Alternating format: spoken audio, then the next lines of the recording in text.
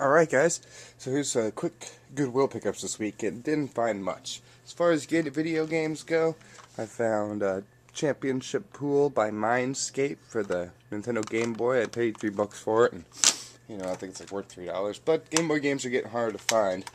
I found this controller. I thought it was a Mortal Kombat plug-and-play at first, because it said Midway on it and had these things on there. And then I started looking at it, and I'm like, well, it's pretty pretty shitty made, pretty cheap quality, and I was thinking, well, that's not bad for a plug-and-play. And then I looked at the controller, and I was like, okay, well, what's this?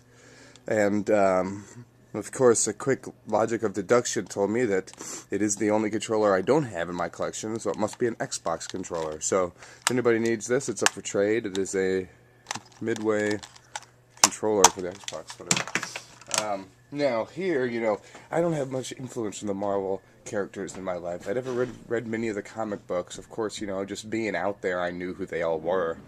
So this week, playing Marvel vs. Capcom 3, I've had more influence. And then, of course, at Goodwill, I run across this, which is a Marvel Heroes Pog game, like a box set of it, which is really cool.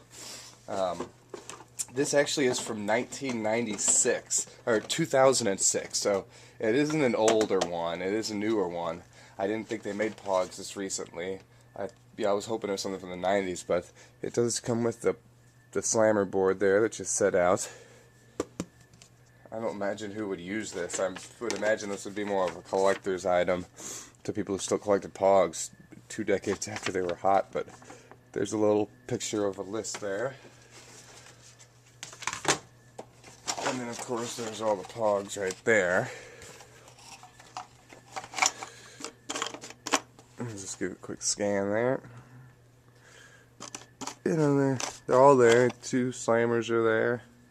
So you got the 2 slammers, then you got all the Pogs. And, of course, none of these have been used, so that's a nice little find there, nice little Marvel find.